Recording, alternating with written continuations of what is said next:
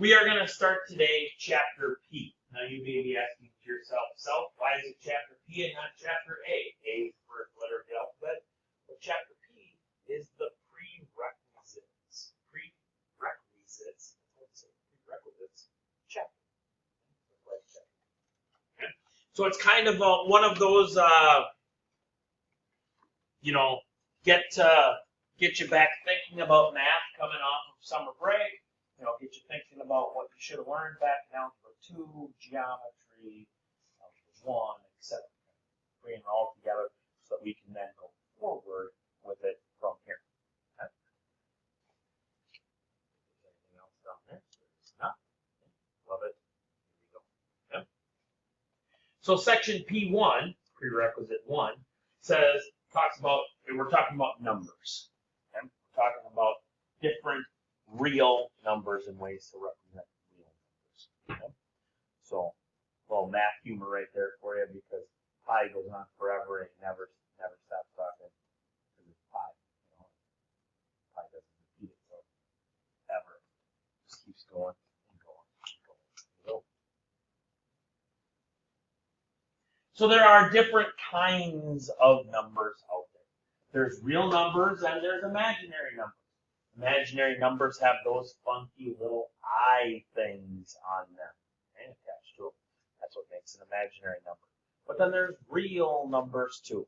Okay? Real numbers are divided into a couple of different subcategories. Okay? There's rational real numbers and there's irrational real numbers. Okay? Rational numbers are numbers that can be written as a fraction.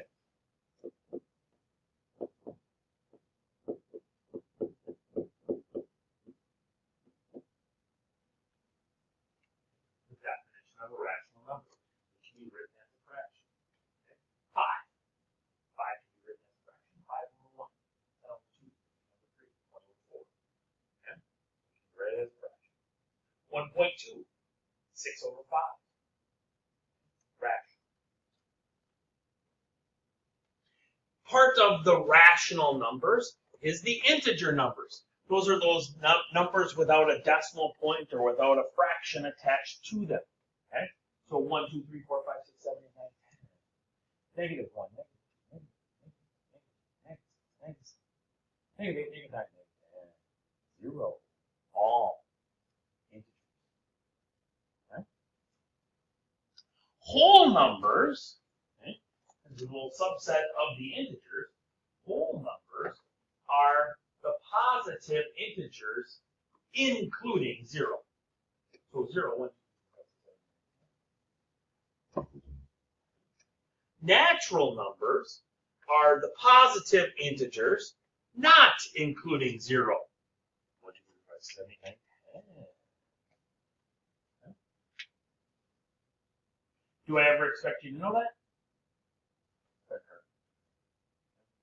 Will we ever quiz you just on that? No. Then we have irrational numbers. Irrational numbers are numbers that can't be written as a fraction. Pi, square root of 7, square root of 3, square root of 2, square root of 5. Those can't be written as a fraction.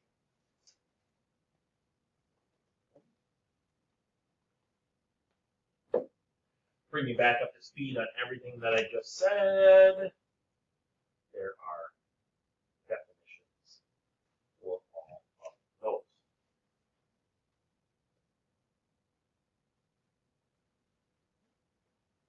Second half is graphing stuff on number line. All good stuff can happen on a number line. Okay?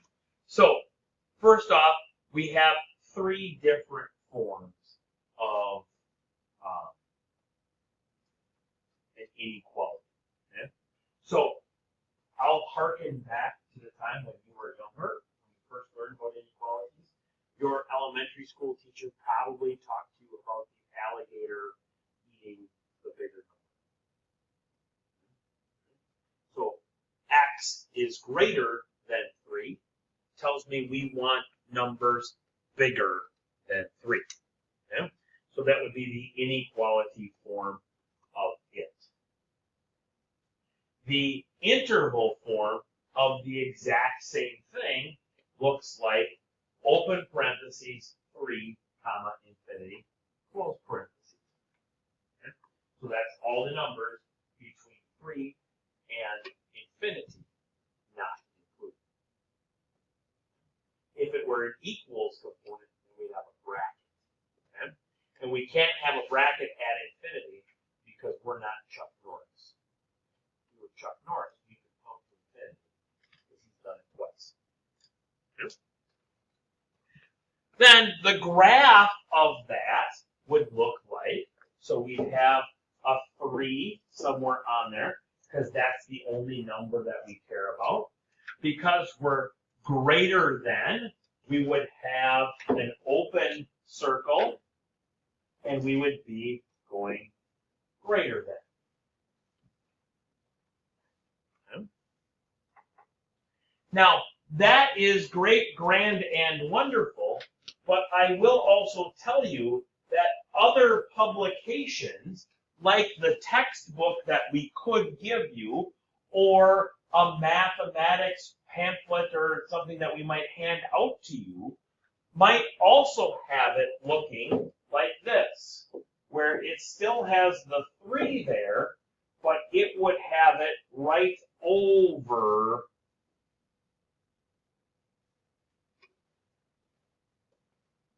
the number line. Now that's great if you are able to produce something in multiple colors. If you're not able to produce something in multiple colors, then you have to make it distinct, like the green one. Okay? Another way of showing the exact same scenario, we would also accept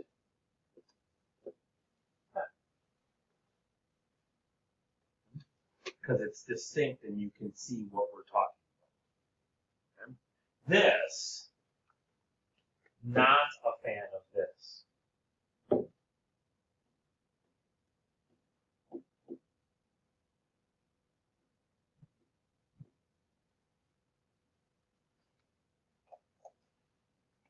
Can't tell. Okay? Can't tell on that one. So please don't do that.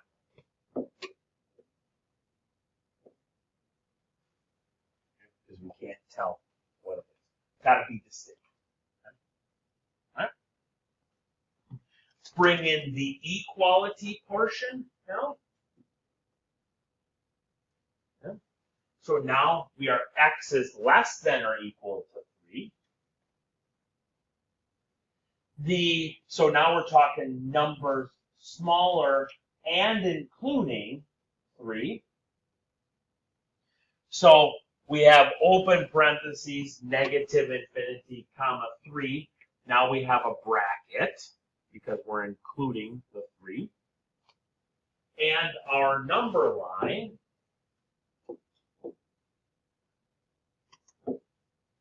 would have a closed or filled in dot, and it would be going to the left. Your textbook, or if you were able to produce things in multiple colors,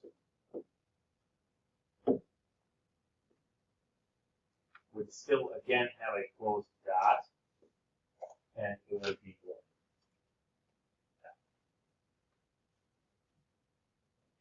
We would also accept that.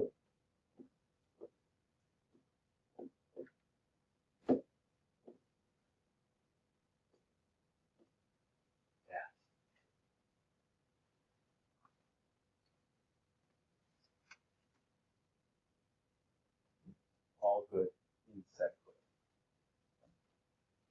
Then we have something out there called a compound inequality. A compound inequality is, a compound inequality is an inequality where there's 2 or more. So we need to be between 1 and 3. Okay? We want to be not including 1, bigger than but not including 1 up to 3. So that's our 1 is less than x is less than or equal to 3. Our interval notation would be open parentheses 1, comma 3 bracket. The usual graph, we would have 2 numbers now on our number line, 1 and 3. We would be open at 1, closed at 3. If we were able to produce things in multiple colors, we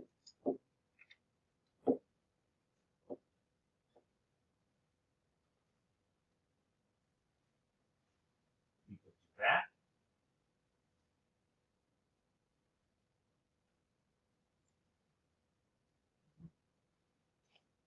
Love it.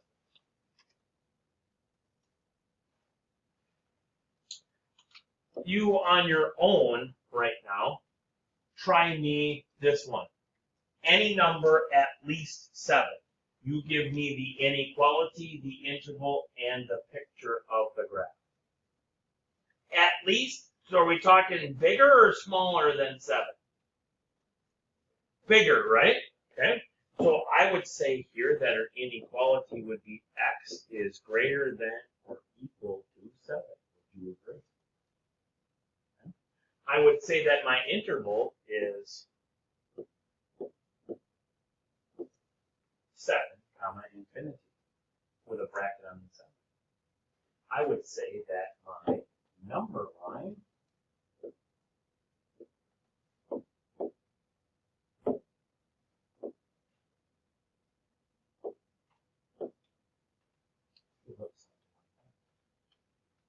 would you all concur? Love it. Good. Good times. Okay. Exponent rules. I'm not going to spend a lot of time talking. Good afternoon, Okay. So exponent rules here is what we got going on. Okay. So the first one, if we've got a power to a power, then that power needs to go into every term inside of there. Okay. So that would be like 3 squared, a squared, b to the 4th would then need to be squared. Okay?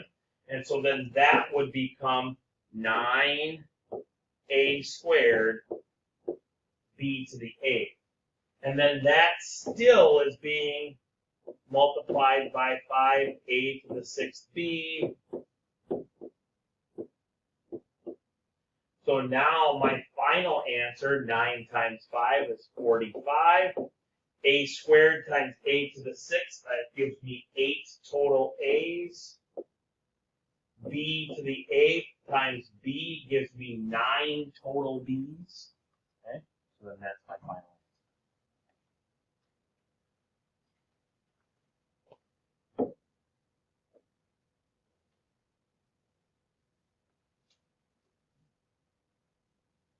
Couple of things going on here in number 2.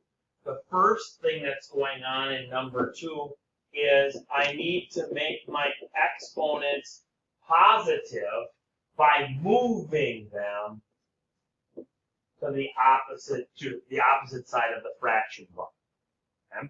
So if I have a negative exponent on top, I move it to the bottom, it becomes positive. If I have a negative exponent on the bottom, I move it to the top, it becomes positive. That then gives me a squared, a b cubed, b squared. Now I can ask myself a couple of things. First off, here I can ask myself, where's there more a's, on top or on bottom? Answer, top, how many more? 1. So I got an a left on top. Second question I can ask myself is, those b's can be combined on the bottom, and how many b's do I have on the bottom? I have 5 of them.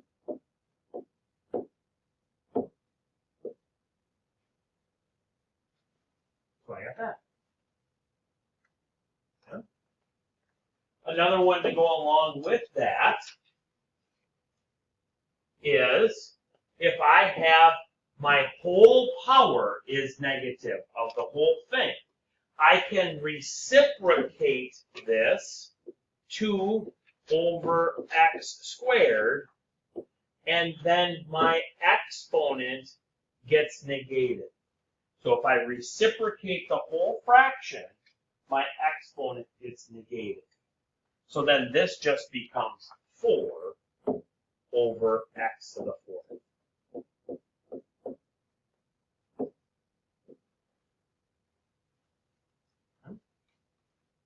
One last one very quickly that we wanted to show you.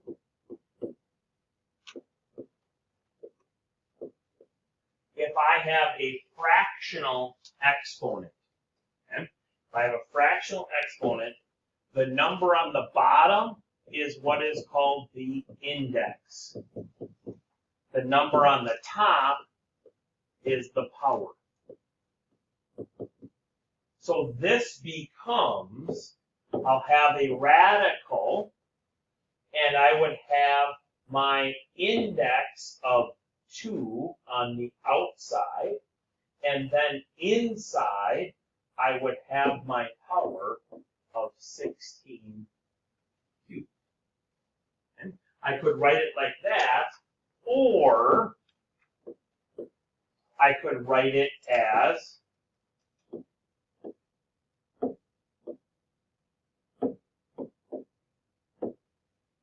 that. Okay? Because it might be easier to take the square root of 16, which is 4, and then cube it and get 64 as my answer. As opposed to cubing 16 and then taking the square root.